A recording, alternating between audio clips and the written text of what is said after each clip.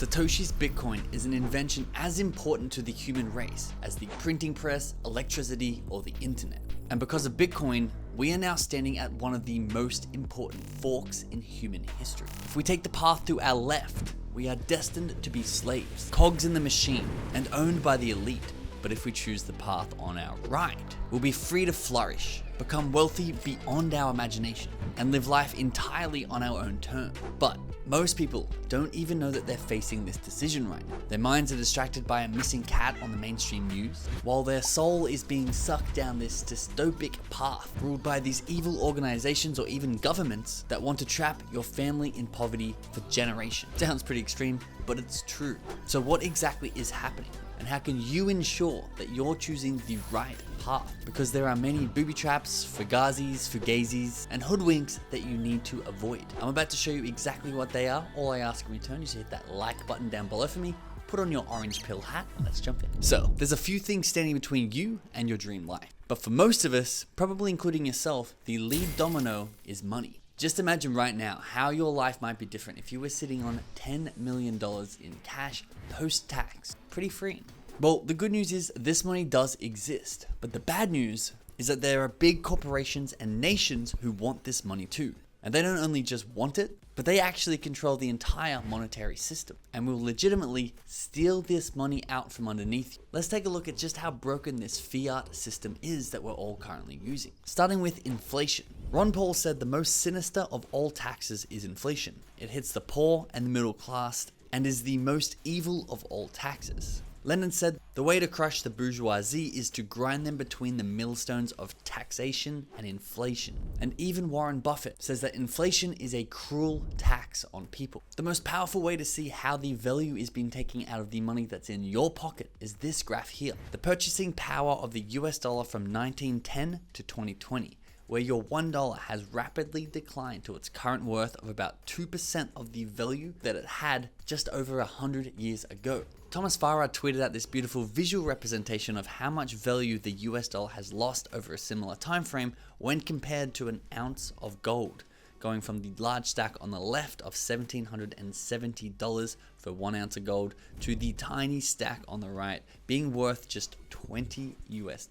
Now obviously inflation happens when the US print more money, and anytime they get themselves into a tricky situation, they literally just turn on that money printer. And this has actually led to a mind-boggling statistic of 80% of the total US money supply has been printed in the last 2 years. And therefore I actually came across this guy on Twitter who worked out when adjusting for inflation, the average person right now is earning less money than they would be earning during the Great Depression in 1932. The US dollar is also centralized and it's controlled by the elite. This means that you can go out there, work your butt off, make your $10 million, have it invested in maybe US stocks or real estate, or even just sit there in your Chase bank account. But it could be frozen or literally confiscated and taken from you at any time. Just take a look at how the Canadian government froze the accounts of the Canadian truckers who were taking part in protests against the government. And it actually goes a level deeper than that. They actually froze the bank accounts of people who financially supported anyone in this protest. Jordan Peterson tweeted, the Canadian government can now steal your money with the collusion of the banks because you provided financial support to a protest. Now, if this inflation or this centralization is not bad enough for you, it does actually get worse.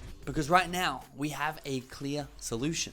Bitcoin, which I'll get into in just a second. But the banks and the government don't just have a terrible system in place, but they are actively acting like Bitcoin is the enemy. For example, here in Australia, multiple large banks, including NAB or CommBank, have now stopped allowing you to buy crypto on a centralized exchange with your own money. They cite they're protecting users from the $220 million of fraudulent transactions that occurred in crypto. But that's very hard to believe when you think that there's over $220 million in fraudulent transactions for buying gift cards, but they still allow you to buy those. Or even better yet, there's over $10 billion every single year being lost on fraudulent transactions online, but you're still allowed to online shop with your money. So it's almost like they have another agenda. Because in my personal opinion, this is sort of like trying to ban electricity just because it has the potential to kill people. Because you miss out on all the technology that's coming down the line just because there's a small danger to a very few amount of people. But the organization that might be way worse than the banks is the SEC. They're out there pretending to be protecting consumers, but in reality, or I guess my opinion, they're doing way more damage than good. Tyler Winklevoss tweeted, "The SEC is a failed institution. They completely missed Celsius, whose founder was indicted on criminal charges this morning and took a big L in the Ripple case as XRP is not a security. They don't know where to swing, and when they do, they strike out." And as a side note, take a look at all the failed crypto institutions that were being regulated by the SEC, which ripped off investors like FTX or Celsius or BlockFi. Why does the SEC even exist if they can't protect people from these fraudulent companies? And lastly, here is Larry Fink, CEO of BlackRock, the largest investment firm in the world, a company that owns all of these other companies and the one behind the ESG scores and the rainbow washing, but most importantly, a company that controls over $10 trillion of assets. Well, in 2017, Larry Fink called Bitcoin an index for money laundering, and he denied, in a very suspicious way, I'll show you the clip in a second, that he has any interest in cryptocurrencies for BlackRock. Is it true that you're building out a cryptocurrency capability? No. I mean, we're looking at it. We're looking at blockchain technologies, and we're looking at all the But blockchain isn't crypto. Blockchain is just the underlying technology. Well, don't your clients want crypto exposure? No, I don't believe any client has sought out crypto exposure. Really? Yes. But at some point they might. Do you need to be prepared? I don't, at the moment, no. So we have to ask ourselves, what are they trying to stop us from? Why are they so afraid of us owning Bitcoin? Well, it's an unfreezable, unseizable, faster than Visa, micro-divisible currency that can be owned by anybody in the world. It has a fixed supply, a transparent vesting schedule, no 2.5% kickback to Visa or the banks, and most importantly, it's an asset that's out-earned every single other asset in the world over the last 15 years. In fact, despite all the negative media attention, it's even up 80% this year. And when you get out of the Fugazi and the Fugazi and you think that the US dollar is the stable currency and you actually peg Bitcoin as the stable currency, you can see just how all other inflationary assets drop compared to this store of wealth. Bitcoin is the first online currency that you can actually own. Therefore, nobody could ever mess with it. There's no third-party holder pretending to hold onto it for you while they loan it out to someone else or freeze it if you ever do something that they don't like. And once you take the orange pill and you see the light for the first time, you'll actually see that all these banks and investment firms and even the US government are secretly in on Bitcoin and cryptocurrency. But they just didn't want you to know that yet. In fact, the most illustrious institutions in the world are now predicting Bitcoin reaching anywhere between $150,000 to $1 million, or even in the most extreme circumstances, $1 billion in the next few years. And once they really put fear into people's hearts about Bitcoin and it being super unsafe and secured the bag for themselves, the story has started to change. Take a look at how much Bitcoin the US government holds from its confiscations. They actually started moving their Bitcoin very recently. And here are a list of other huge corporations and banks that are involved in blockchain or crypto, including of course BlackRock, with their billions of dollars of investment in Bitcoin with the hopefulness of creating a Bitcoin ETF. And now listen to how Larry Fink's tune has changed from that 2017 interview when he said that Bitcoin was a money laundering index. Kind of skeptical. Yeah, I was skeptical because early users it was heavily used for, let's say, illicit activities. And I think as it became more accessible, and also I do believe the role of crypto is it's digitizing gold in many ways. Instead of investing in gold as a hedge against inflation, a hedge against the onerous problems of any one country or the devaluation of your currency, whatever country you're in, let's be clear, Bitcoin is an international asset. It's not based on any one currency.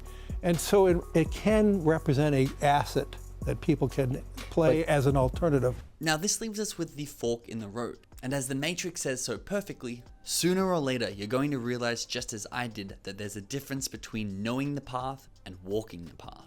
And just being aware of this path doesn't do anything for us. If you're sold on a decentralized future, you must walk down the Bitcoin path. Before you rush off to buy a Bitcoin ETF or buy Bitcoin on a centralized exchange, there are actually two more booby traps that are laid out there for you that they're trying to trick you into thinking that you're taking the decentralized path when really you've just been hoodwinked. The first is figuring out how to actually get Bitcoin for yourself. If you want to buy Bitcoin on Coinbase, it's easy. but it's technically not owned by you. It's owned by Coinbase. And just like a bank can freeze your assets, Coinbase can also freeze your assets. It's happened many times before. Just look at FTX. You want to buy Bitcoin on PayPal? Easy, but it's not technically owned by you. You want to buy Bitcoin on Cash App or Robinhood? Easy, easy. Super easy, but once again, it's not owned by you and can be frozen or confiscated at any time. And as Balaji keeps saying, he believes that the US government will come after your Bitcoin. He believes that they were going to try and seize it in the future, just like, and I thought that was absurd when I heard about it too,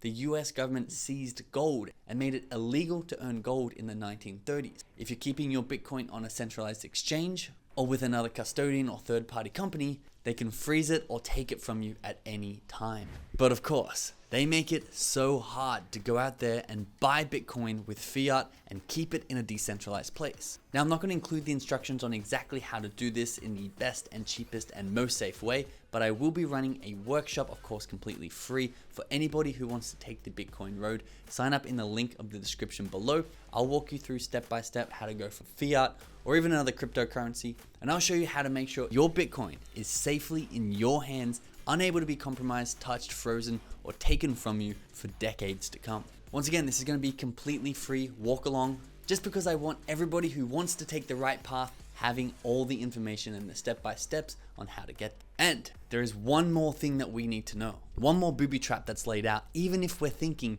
that we're going out there and buying Bitcoin. And this is a really serious one that I've actually spent weeks researching, and I've come to the conclusion that BTC is not actually Bitcoin. And I know what you're thinking. God damn it, Benji. You made so much sense so far, and I was finally in, and now you've gone and dived off the 10-meter conspiracy diving board into the pool of conspiracy theories. Well, yes, I have. But in my research, I came across this man called Craig Wright. And put simply, Craig Wright is Satoshi. I have an entire video detailing this, but the cliff notes is he owns the original Bitcoin white paper. He was the first man ever to declare Bitcoin on his tax return in 2008. And he's been proven and validated by Gavin Andresen to hold the keys to the first Bitcoin ever mined. And long story short, Craig Wright says that BTC, the current big Bitcoin with the hundreds of billions of dollars in market cap, is not the original Bitcoin, but a fork of the original Bitcoin, BSV, Bitcoin Satoshi Vision. And it only feels right for me to make this video because I came across a tweet on Twitter that said if you could only hold one crypto asset for the next 20 years, you weren't able to sell, what would you buy? And I wouldn't buy any of the tiny alts. I'd want to buy Bitcoin, but I'd be concerned because Craig Wright is threatening to sell all of his BTC and crash that market. So I personally would actually hold a 80% BTC and a 20% BSV just in case Craig acts out those plans. And if he does act out those plans, he's gonna have a massive pull on the price of Bitcoin because he owns over 1 million BTC. Now, once again, if you want to see the full breakdown on why I think Craig is Satoshi, I'll link the video up here for you. I'll also be including in the Bitcoin buying workshop how to buy BSV safely and hold it in a decentralized manner. But pretty please leave me a comment below telling me which assets you think are best to invest in over the long term. Thanks so much for watching, and I'll see you in the next one.